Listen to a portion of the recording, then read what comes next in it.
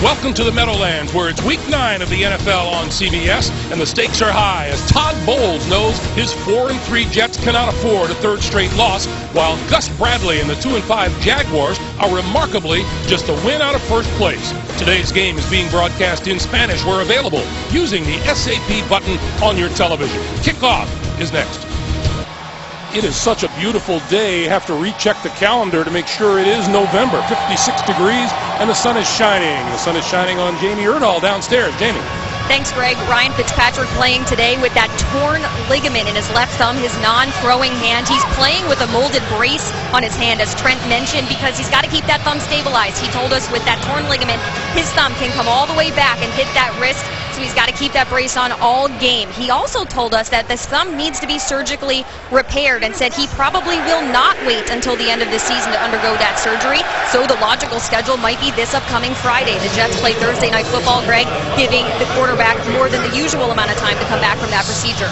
Thank you, Jamie. And Trent, I guess the question is, how long would it take to recover, even though he will go out there with the thumb covered anyway? Well, I think the important thing is that Ryan told us he can't injure it anymore, whether he has the surgery or he doesn't. The big thing about the surgery would be getting that incision to heal, getting those stitches to heal so that he would be able to take an impact from a hit. Jacksonville won the toss. They have deferred and are kicking it away. And this one is short. Coming down just inside the 10-yard line and out across the 20 and across the 25. And brought down there. Number 85, Jeff Cumberland. And here is Ryan Fitzpatrick. Torn ligament, left thumb. On the 6th offensive play of the game at Oakland last week, says he's good to go today. 11 touchdown passes, 7 interceptions. He says he can play. It'll be interesting to see just how well and how effective he is. Well, the biggest impact is going to be handing the football off. I think he has no problem throwing the football. As this game progresses, if he takes a number of hits, it'll be interesting to see the amount of swelling and how much pain he's having to deal with.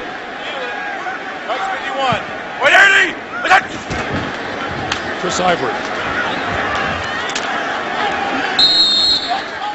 Maybe back to the line of scrimmage. On the offensive line, center Nick Mangold missed the game with a neck injury last week at Oakland. He is back.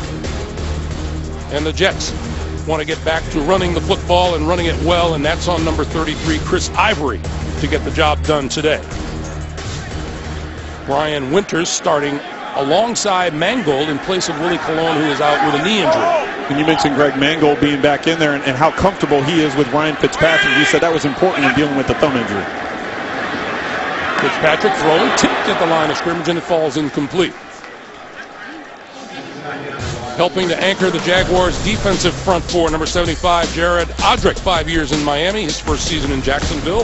The rock in the middle of the Jaguars' D, middle linebacker Paul Posluszny in his 9th year out of Penn State.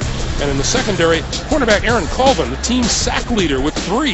And that's the most among defensive backs in the National Football League. 3rd and 11 for Fitzpatrick.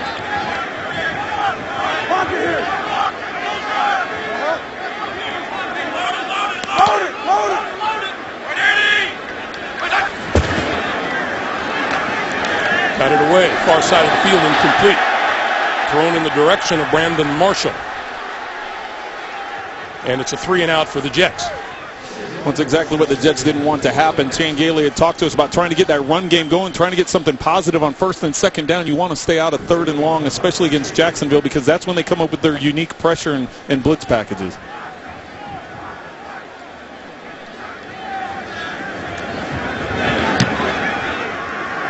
Quickly kicking it away, and this is Nick Marshall. Marshall's going to let it bounce. It's a horrible kick.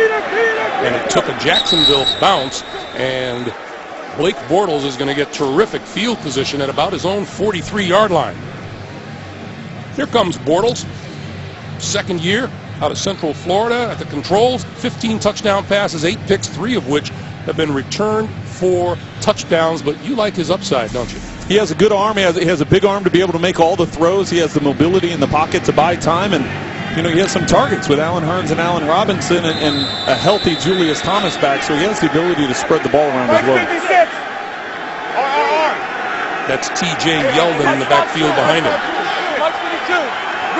who has Jacksonville's only rushing touchdown of the season.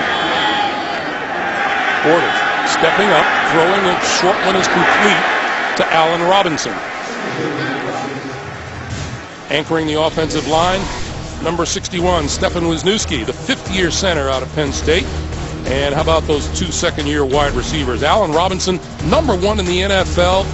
Allen Hurns, number 2 in the league in yards yards per reception, and that's with a minimum of 30 catches.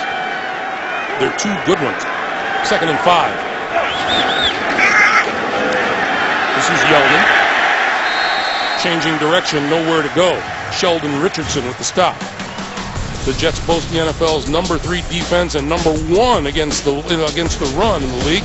Muhammad Wilkerson can get after the quarterback. He has 5 sacks. Number 52, David Harris, tackling machine. And the Jets are thin at safety today. Calvin Pryor misses his 2nd straight game with a bad ankle. Deion Bailey starts for him. 3rd and 6 for Jacksonville.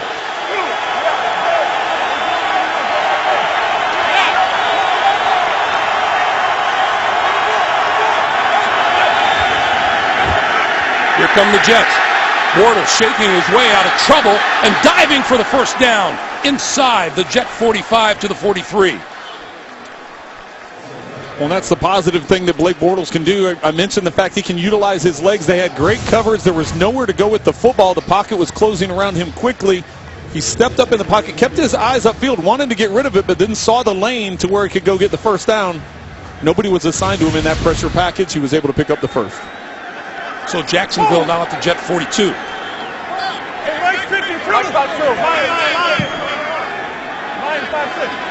Green 80. Bortles, short drop, looks for the quick slant, and in and out of the hands of his intended receiver, Julius Thomas. It'll be 2nd and 10. Time to go green. Well, it's important to understand that the Jaguars have young talent. You see the two young receivers highlighted here. Blake Bortles, he's going to get play action pass, but under pressure, this just shows you the growth that Bortles has made in a short amount of time. Stands in the pocket, delivers the ball up the field, accurately up the field while under pressure. This crew as a young core will just continue to grow and get better and better. 2nd and 10. Green attack. We'll give it to Yeldon. Yeldon off the left side, brought to a crushing halt at about the 41-yard line. Examining Bortles from last year to this, and he continued. He told us he feels more confident. Asking if the game has slowed down, he said tremendously. Well, and Gus Bradley talked to us about the fact that he didn't want to play Bortles a year ago. He wanted to let him sit and kind of learn the system. He was forced into a situation where he had to play, but he likes the growth that he has, and here's an important 3rd down for Jacksonville as they're trying to move into field goal range.